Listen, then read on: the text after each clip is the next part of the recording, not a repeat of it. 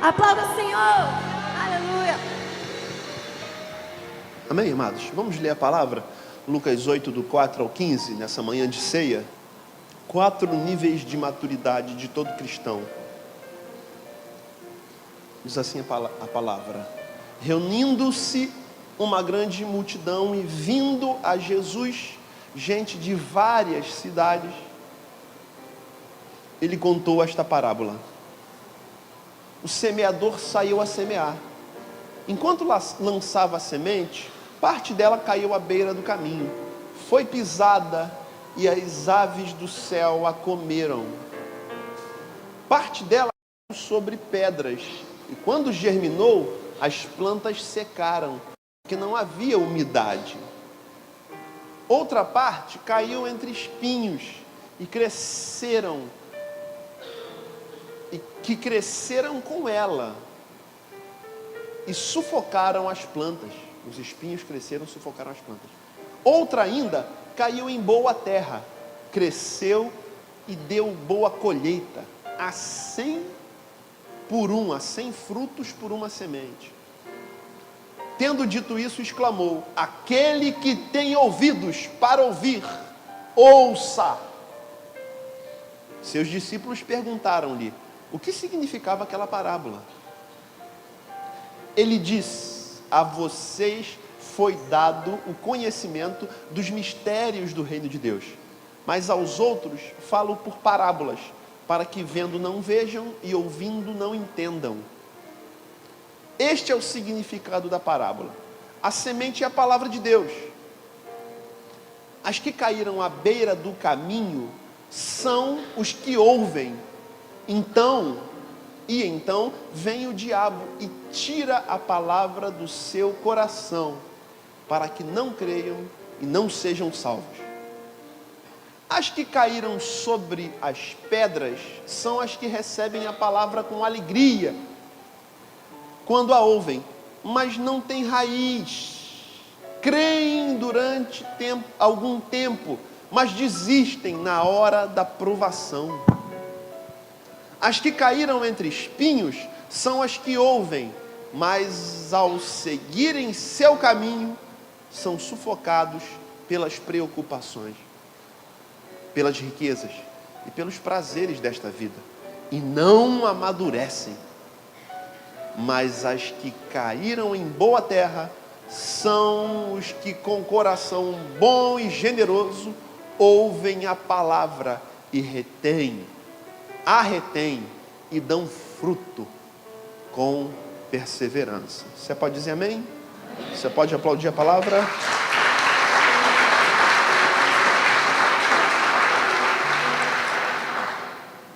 Vamos orar. Pai, te louvamos pela tua palavra projetada aqui no telão e te pedimos, fala conosco através dela. Fala conosco através da meditação que vem da tua palavra. Essa é a nossa oração e é o nosso pedido nessa manhã, no nome de Jesus.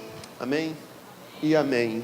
O versículo 1 fala sobre o momento que estava acontecendo, de pessoas vindo até Jesus. Jesus já está no meio do seu ministério, já tinha feito sinais, curas e um monte de outras coisas, e ele se tornou conhecido, ainda que não houvesse redes sociais, havia comunicação boca a boca, marketing pessoal, e Jesus ficou conhecido, as pessoas vinham de todas as regiões. Diz o texto que reuniu-se uma grande multidão, vindo de várias cidades, de várias origens, e se reuniram pessoas distintas e diversas, com expectativas diversas, com momentos de suas histórias diversos, gente que estava no momento de alegria misturado com gente que estava no momento de tristeza, gente que estava com um momento de dúvida misturado com gente que estava no momento de fé, gente que estava no momento de saúde, outros de doença, gente vivendo as transições e toda a dinamicidade que uma vida demanda, porque a vida é dinâmica, nenhum dia é igual ao outro, cada dia tem algo novo para se viver,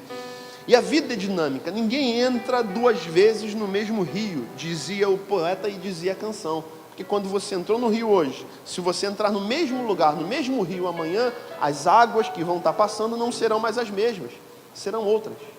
Então não se entra 2 vezes no mesmo rio. A vida é muito dinâmica e a vida demanda esse dinamismo. Jesus olha para a multidão E Jesus, quando olha para a multidão e vê pessoas de todas as origens, de todas as raças e etnias, de todos os lugares, com várias expectativas, e pessoas que viviam momentos diferentes em suas vidas, Jesus traça um perfil da multidão.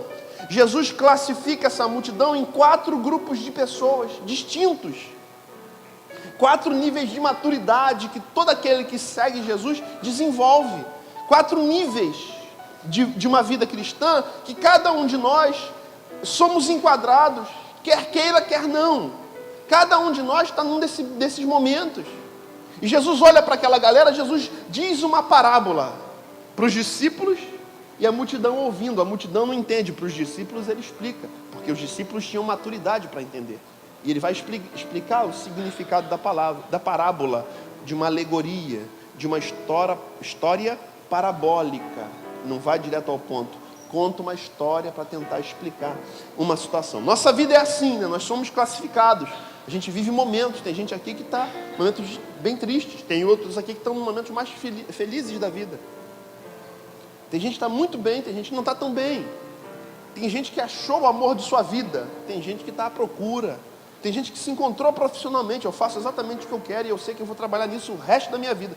Tem gente que está mudando coisas que faz porque não se sente pleno. Momentos diferentes. Na relação com Deus também é assim. Se pegar meu filho Davi, você está em que ano, Davi? 5º ano. 5º ano. Ainda bem que eu não errei. Está no 5º ano. A Dani está no 1º ano. Pré-1. Então, está no pré-1. Momentos diferentes, cara. Davi está fazendo as contas de dividir. A Dani não quer dividir nada porque tudo que ela tem é dela. Momento da vida dela. É meu, isso é meu, não é seu. Davi está aprendendo a dividir lá. E conta ruim é essa conta de dividir. É o momento da vida dele, cara. Está aprendendo geografia lá, os países.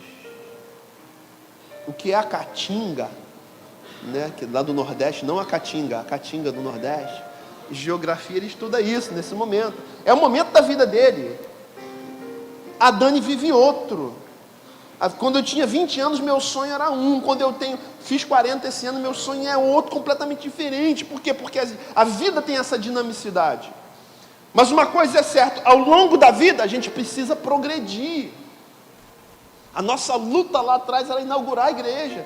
E não tinha som, não tinha isso. A luta agora é manter e fazer crescer. É olhar onde é que está ruim para melhorar. É tentar fazer daquele lugar um lugar saudável, autossustentável. É levar a palavra do Evangelho, pregar a graça e o amor de Deus.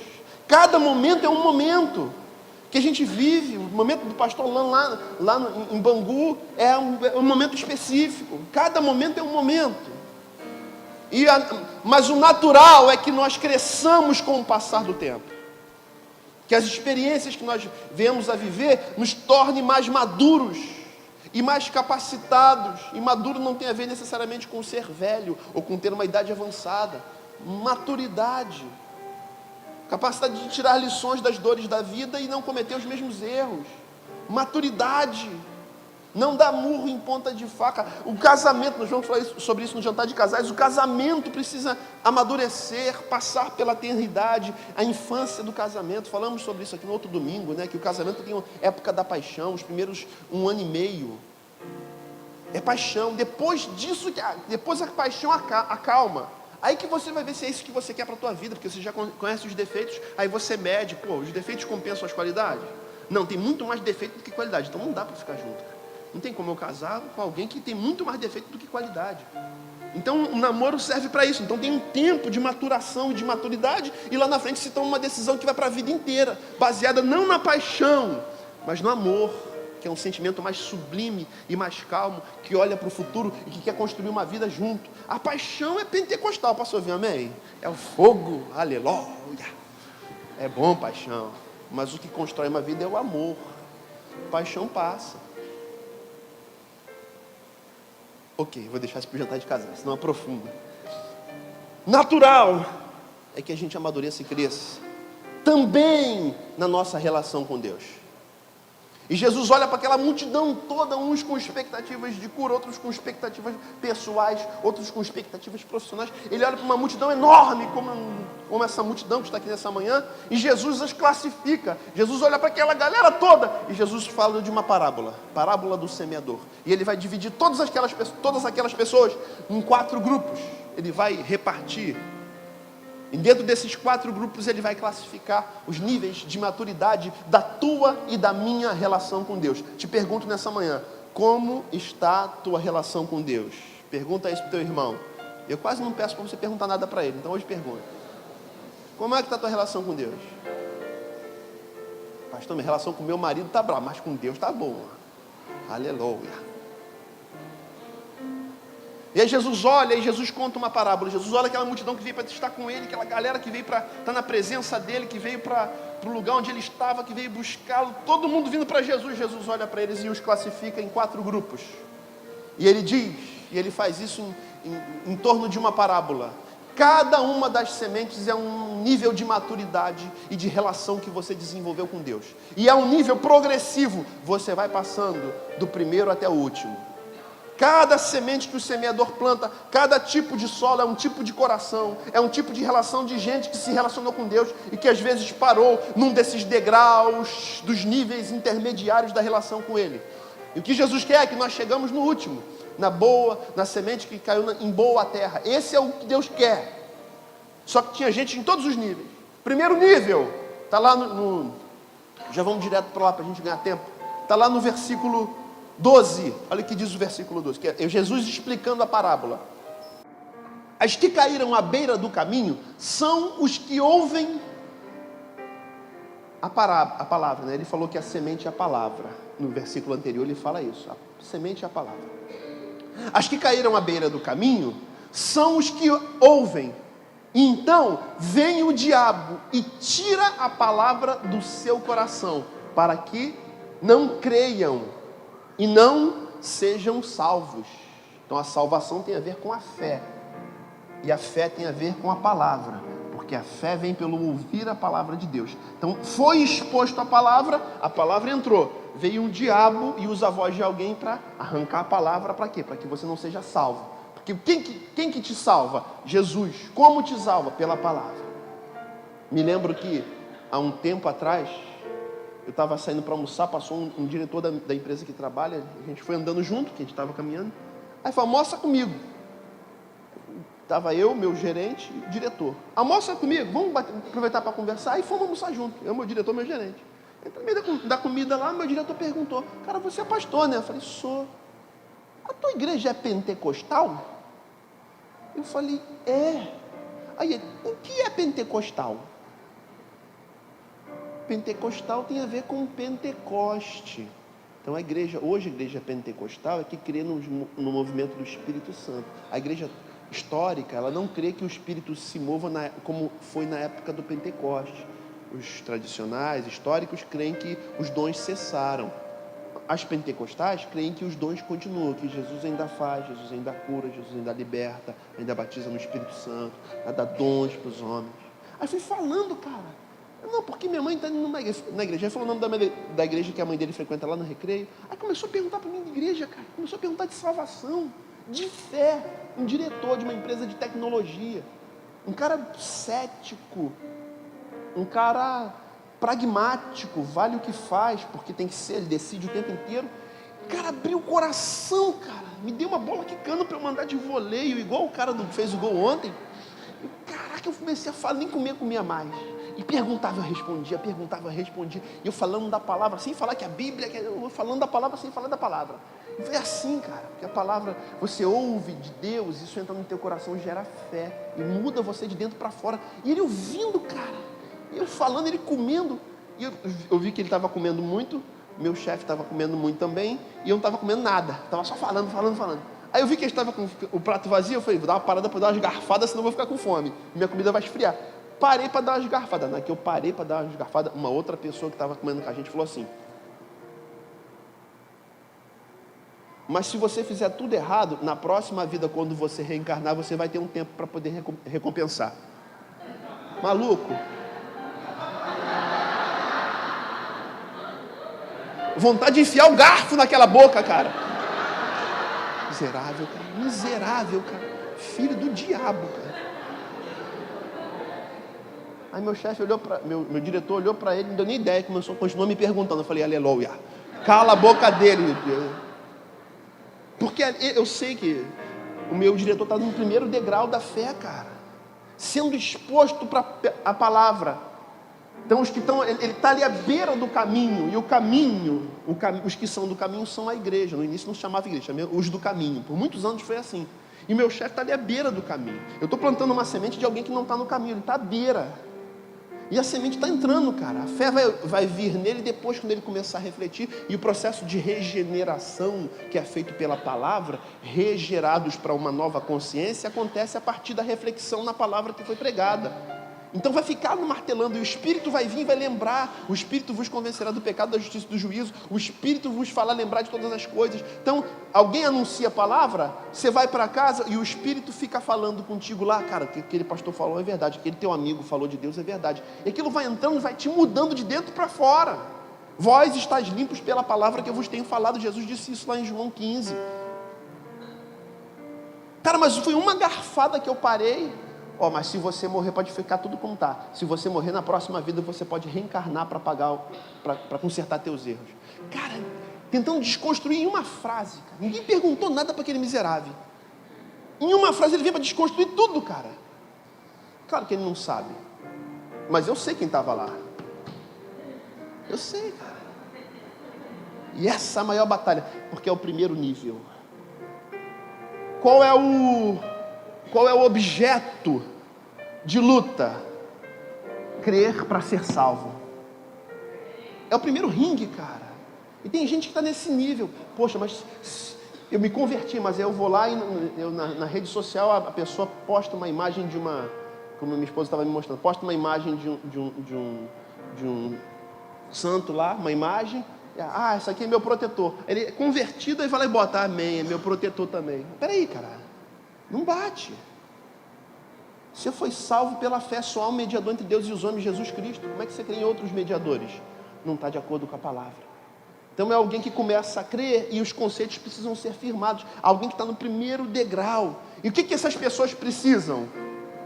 E é uma das principais funções dos nossos connects, nossos grupos de conexão, acompanhar os novos na fé. Acompanhar os novos, tirar os carrapichos, os conceitos equivocados. Porque há uma batalha, e a batalha aqui é o primeiro nível, pela salvação. Crer que Jesus pagou um preço por nós. Crer que Deus um dia ficou irado com o ser humano, mas em vez de visitar os pecados do ser humano no ser humano, visitou os pecados do ser humano no seu próprio filho. E agora Deus nos ama. Porque tudo que Ele nos odiava, Ele já nos odiou no seu Filho Jesus. O que sobrou pra gente? Só amor, cara. Deus não quer se vingar de você. Deus não quer te castigar porque você escorregou na casca de banana. Deus não quer te ferir. Deus não quer te magoar. Ele não está fazendo você sofrer para você aprender. Não! Deus não é assim. Deus é amor. Deus é luz. E Deus quer o teu bem. Esse é o Deus que nós pregamos. Primeiro nível de maturidade é o mais básico. É o que tange a salvação. É o que tange os princípios e os primeiros rudimentos da fé.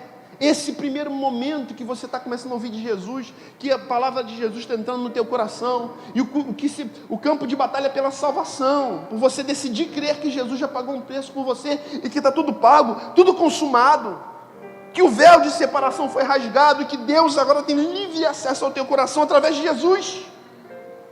E esse é o Jesus que nós pregamos, e esse é o primeiro nível de maturidade, é o primeiro degrau, é salvação da alma. É crer que Ele já te pagou um preço para que você estivesse com Ele na eternidade, ponto. Ele já fez tudo. Primeiro nível é aqueles que caíram à beira do caminho, cristão à beira do caminho. A luta dele é para saber se ele está salvo ou não está. Se eu morrer hoje, será que eu estou ou não estou?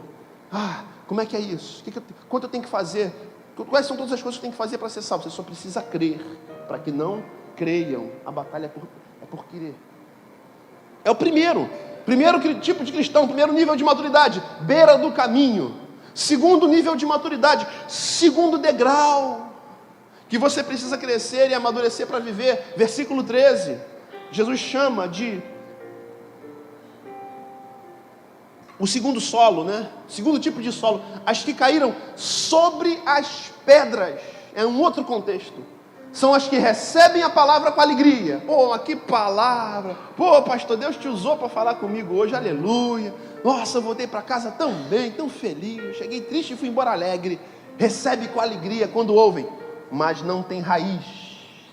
O que acontece com a árvore que não tem raiz profunda? Quando dá um vento, o que acontece? Não tem raiz. Creem durante algum tempo, mas desistem na hora da, diga, provação. Segundo degrau, cara, é você vai fazer a prova. É o Davi fazendo a prova para saber se ele aprendeu. Passou na prova. Ah, beleza, vai para o 6º ano que vem. Tá com uma média muito boa, cara. O moleque é cabeçudo. Amém. Inteligente, aí vai passando a parada, ganhou medalhinha, porque tá nas cabeças. Faz a prova para quê? Para saber se está pronto para ir para um novo estágio da vida. Algumas provas na tua vida vêm tão simplesmente para saber se você está pronto para ir para um novo estágio, cara. Para subir um novo degrau. Segundo estágio, a batalha não é mais pela salvação. A batalha não é para saber se é de Deus ou se não é, porque você sabe que você é dele. Você ficou um tempo afastado, mas afastado lá longe. Você sabia que você era dele. Você estava lá com o copo na mão, chapando. Você tomava, chapava, mas no meio da chapação você fala, cara, eu sei que isso aqui não é para mim. Não vou nem pedir para você levantar a mão, quem já viveu isso, mas eu sei que tem gente que já viveu isso. Tu estava na night e você, caraca, cara, estou me divertindo. Mas no fundo, eu sei que eu não sou daqui. E se desviou por quê? Por causa da provação. Porque viveu uma dor enorme. E essa dor desdivinizou Deus no seu próprio coração. Se Deus é Deus, por que eu vivi essa dor? Não, então Deus não é Deus. Como tem gente com crise de fé, dizendo que Deus não existe. Conversei sobre isso hoje ali no gabinete. Ouvi testemunhos sobre isso. De gente que, porque viveu algumas dores, normalmente isso vem depois de traumas, desdivinam Deus dentro de si. A dor tem o poder de desdivinizar Deus dentro de si. Não, se eu estou vivendo o que eu estou vivendo, sendo de Deus, e Deus não interviu, então Deus não é Deus. Aí você começa a tirar Deus. É uma fé que não passa do segundo degrau. Qual o segundo degrau? Digam, provação. Fé sendo provada. As que caíram sobre as pedras. Ouvem com alegria, não tem raiz. O que sustenta é a raiz. O que sustenta a árvore é a raiz. Quanto mais profunda a raiz, mais envergada a árvore fica quando vem o vento, mas ela não é derrubada. Diga, porque a raiz sustenta. Fé com raiz. Fé que passa por provação. Por isso que Tiago vai dizer, meus irmãos, tende grandes alegria quando passardes por provações, sabendo que a prova da vossa fé produz paciência. Livro de Tiago, capítulo 1, versículos 3, 4, 5. É um nível que tua fé está passando por provas, você está vivendo situações adversas, mas aquilo vai fazer bem no final. No final você vai ter a certeza de que nada pode te separar do amor de Deus. Nem a fome, nem a nudez, nem frio, nem espada, nem a morte poderá me separar do amor de Deus que foi revelado em Cristo Jesus. Aquele que nem o seu próprio Filho poupou, antes o entregou por nós, como também não nos tornará a dar com Ele todas as coisas. Dele, por Ele e para Ele são todas as coisas. Glória, pois, a Ele. Passa na provação. Vale da sombra da morte. A sombra da morte passa perto e às vezes leva alguém que estava perto, mas você permanece firme. Porque você está plantado na boa terra. A tua fé tem raiz em Deus. E você é sustentado. Esse é o segundo nível de fé. Vem os vendavais, a tua raiz é profunda, te segura.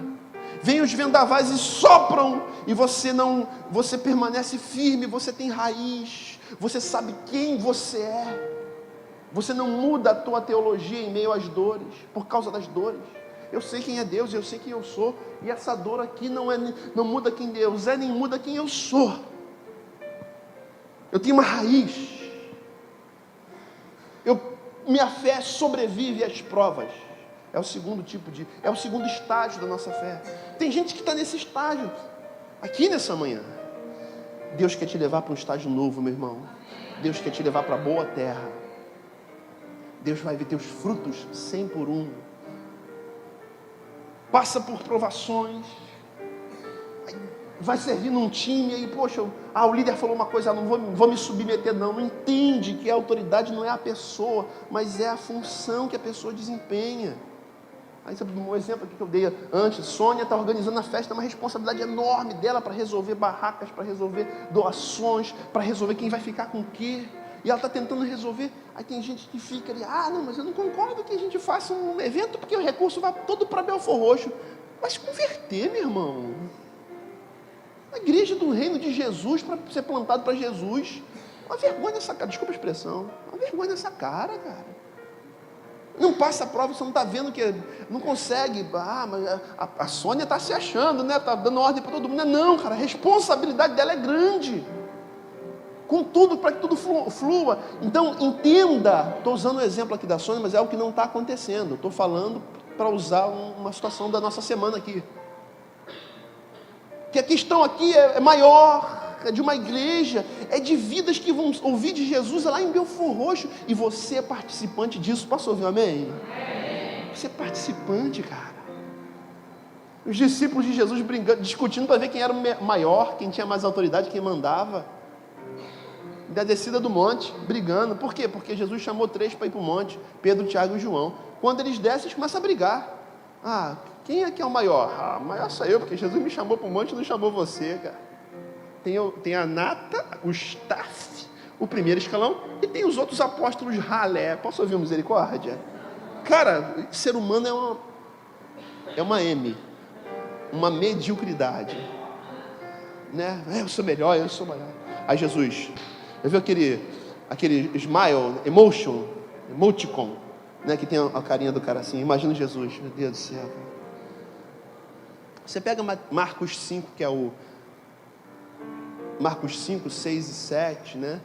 Descida do monte, depois do monte da transfiguração, os discípulos não conseguem expulsar um demônio do menino. Por quê? Porque estavam discutindo quem era o maior, quem era tinha mais poder.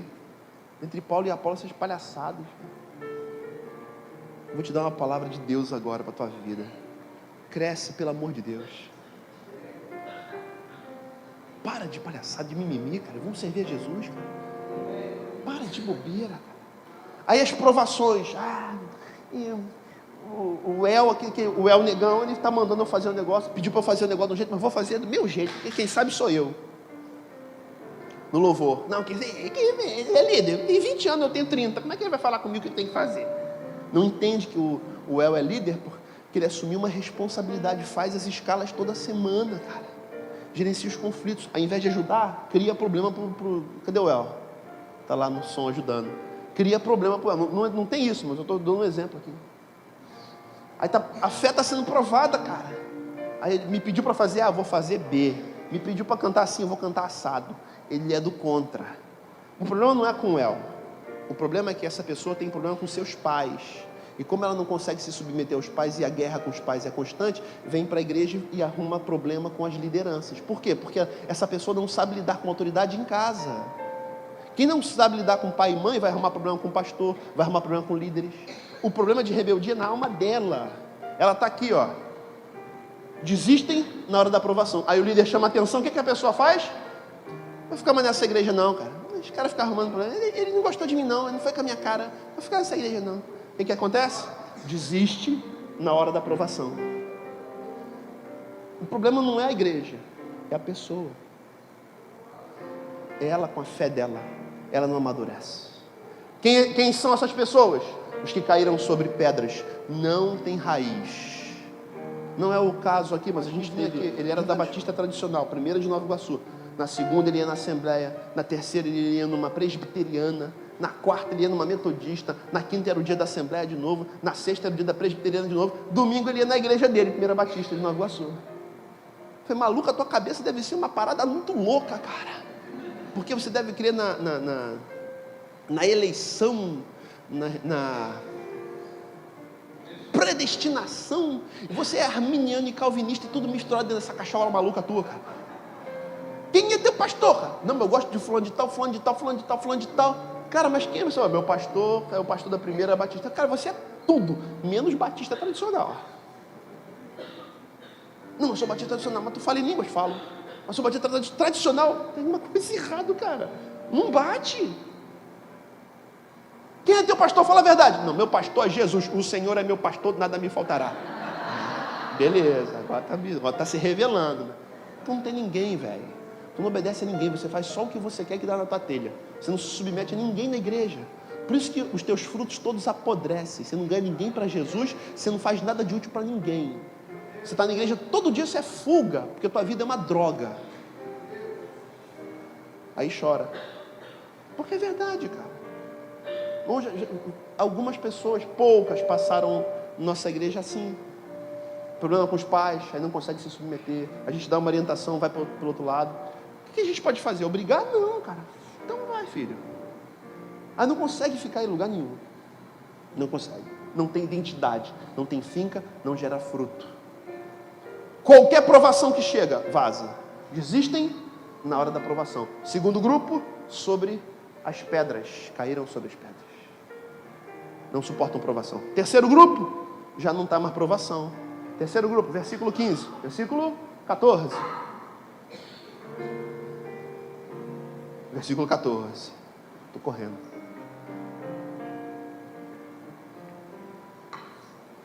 Versículo 14. Terceiro nível, terceiro degrau na tua relação com Deus. Você subiu o primeiro, você se salvou. Você subiu o segundo, as provações já não te abalam a tua fé. Você não sai da igreja por causa de qualquer problema. Você passa pelas provações. Você não precisa entubar tudo, você pode externar o que você pensa, você pode conversar. Todos aqui têm acesso, todos que se tornam membros recebem meu número de celular pessoal. Todos têm acesso a mim, aos pastores. Não tem elitização, nem blindagem. Acessa a todos, conversa com todos. Primeiro nível, salvação. Segundo nível, as provações da vida. Aí vem para o terceiro nível. Aí já não tem mais a aprovação da vida. O cara é crente. O cara já é crente há anos. Ele já não se desvia mais por causa de bobeira. Minha lembra aqui de André e Bruna. Pô, pastor, eu já fui para o banco tantas vezes que o senhor pede para eu fazer um negócio assim, que às vezes eu dava uma palavra mais dura, depois eu pedia desculpa, porque eu não sabia do nível de maturidade. Tem gente que você pode falar mais duramente, tem gente que você tem que ir com mais calma, porque é novo convertido, vai se afastar. Então a gente é mais cuidadoso. Aí lembro de André e Bruna chegando, aí eu dei uma palavra dura no louvor, aí depois eu lembrei que tinha novo convertido, eu fui lá e tentei dar uma apaziguada. Foi o André e o Bruna, pastor, a gente já apanhou tanto a igreja, o pastor mandava a gente para o banco, a gente ia, o pastor mandava a gente trocar de roupa, a gente trocava, porque a roupa estava indecente. A gente já viveu tanto isso que se eu falar aqui, eu nem esquento mais, cara. Pastor, toca a roupa. É o quê? Para botar a calça, tá com um rasgão aparecendo, ajeita o rasgão aí. A gente arreta. Não, pastor, tranquilo, pastor, 20 anos de igreja. É o cara aqui tranquilo, cara. O cara conhece crente maduro assim? Tá bom para ele, não há problema não, vamos servir a Jesus aqui, tá bom. Aí tem dor brigando, não briga não, pô. Besteira, cara. Vamos servir Jesus aqui, cara. Pode palhaçada. Vamos lá. Ajuda a pegar um piano, carrega o piano, toca o piano, limpa o piano. É o piano e o som. E tá junto. Então já não tem mais esse negócio da aprovação, porque já é maduro na fé. Aí entra num outro estágio, que é o terceiro estágio. As que caíram entre espinhos são os que ouvem.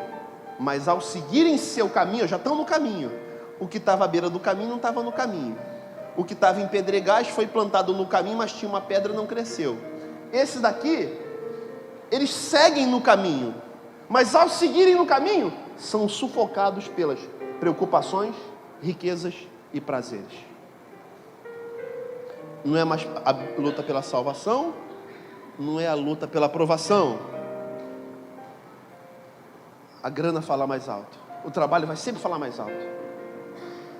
Riquezas, preocupações. Não, estou muito preocupado com a minha família, eu tenho que cuidar da minha família. Então não tem tempo nenhum mais para a igreja. Por quê? Porque é a minha família.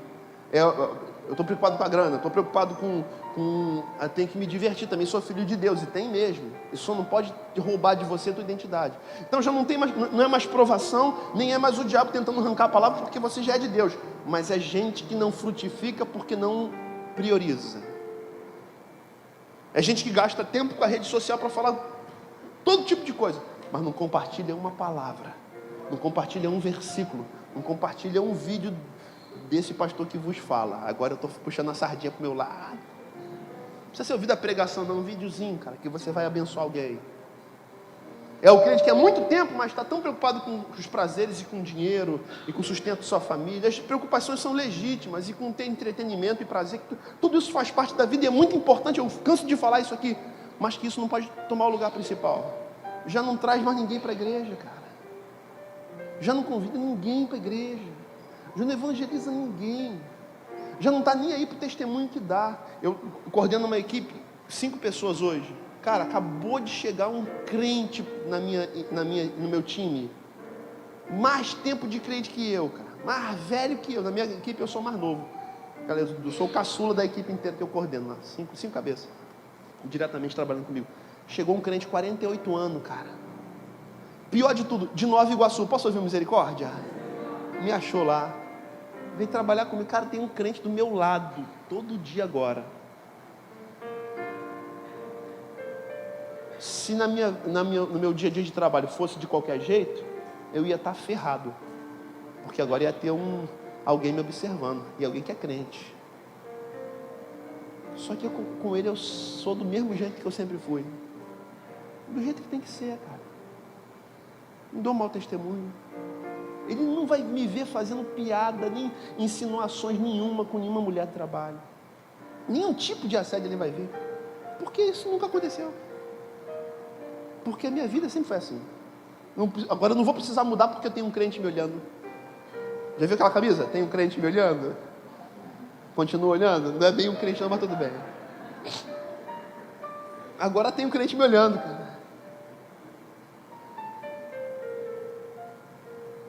A minha vida aponta para Jesus. O meu trabalho, minha forma de lidar no trabalho aponta para Jesus. Então eu não me preocupo. Eu me preocupo, mas em não dar mau testemunho. Porque ele mesmo chegou para mim falando de mau testemunho de pastores que ele conhece. E é uma responsabilidade para mim. É alguém que está lá na frente, cara, que é tomado pelas preocupações da vida. É alguém que já é crente de tempos.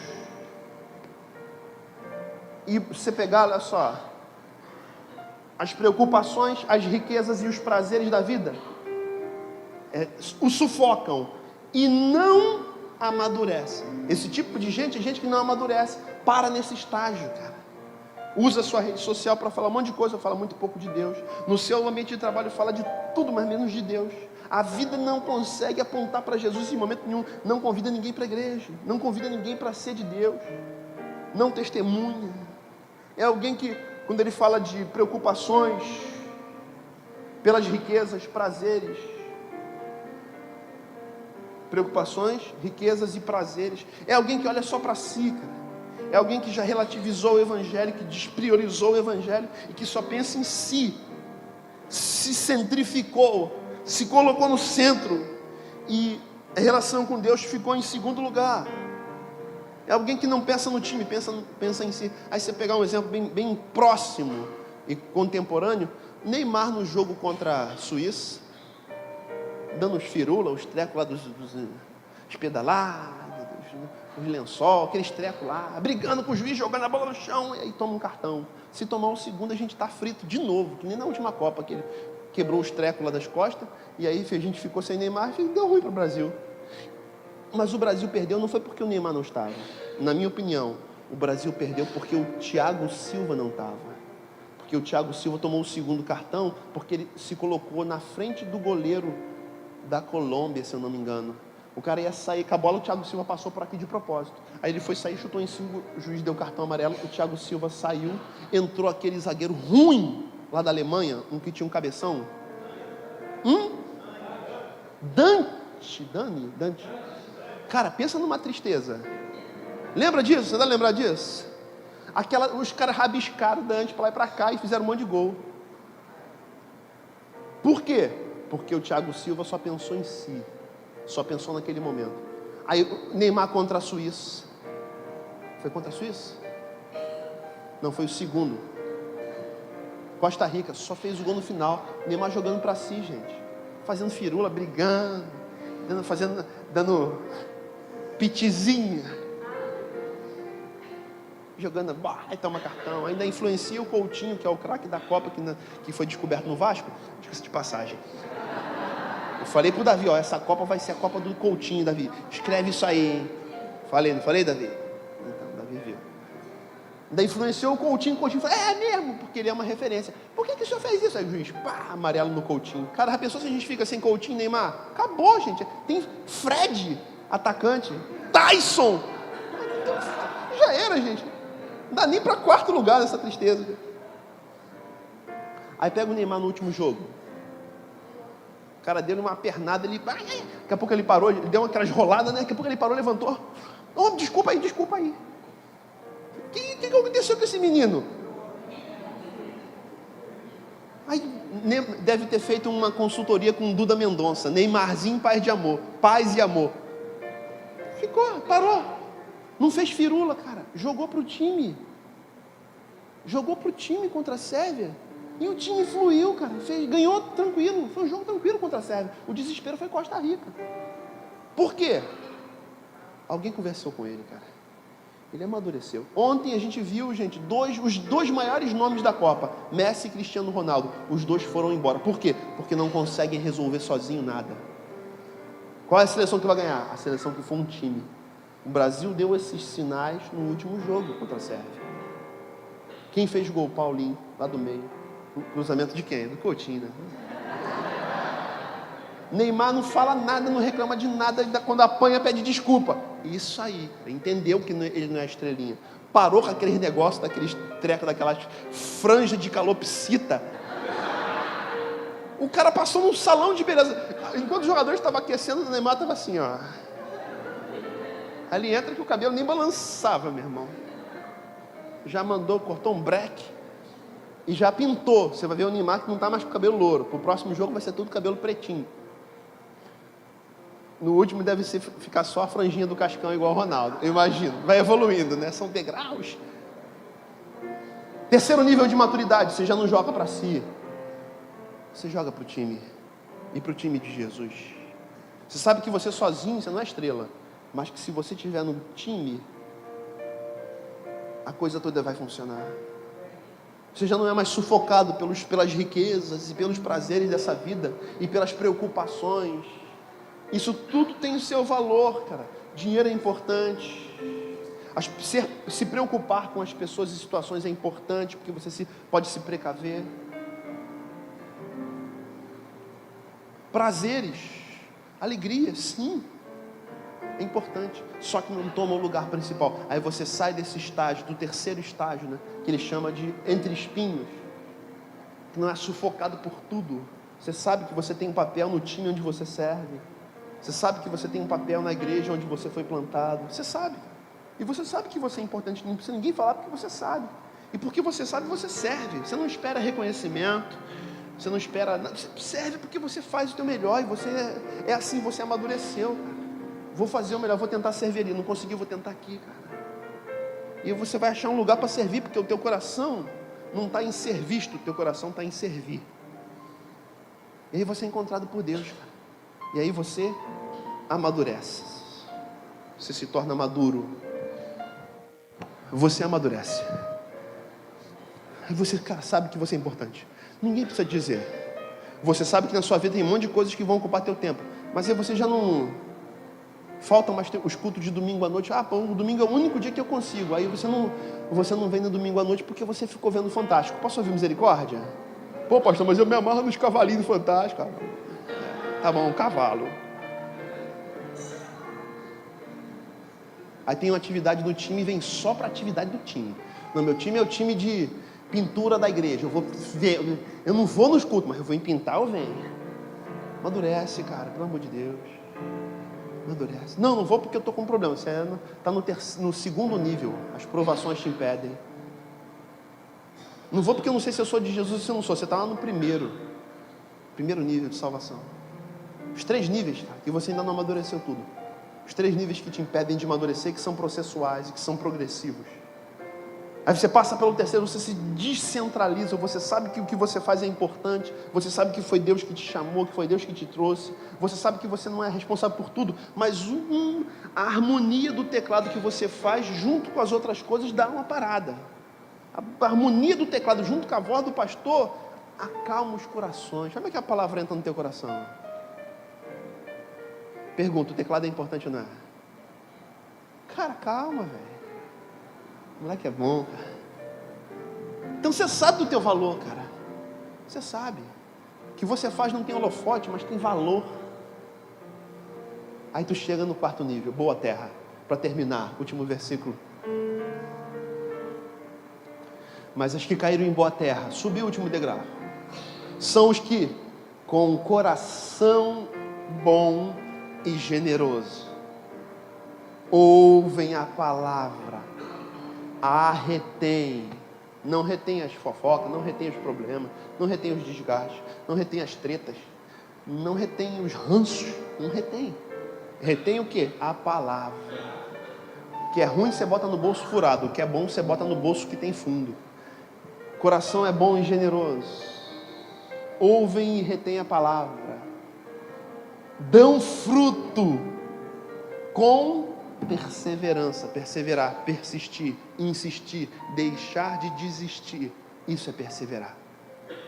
Vida está luta? Tá, mas eu persisto na fé. Poxa, vivi momentos difíceis na minha vida pessoal, vivi, mas eu continuo em Deus. Passei por um momento de provação, passou, mas continuo em Deus. Sufocado pelos prazeres, sufocado pela necessidade de dinheiro, preciso de dinheiro. Sim, tua família precisa, você precisa e faz parte, mas isso não dita a tua vida. Você consegue achar um tempo, porque você é maduro, você transita nesse período da sua vida, você se dobra, mas você dá tempo para Deus.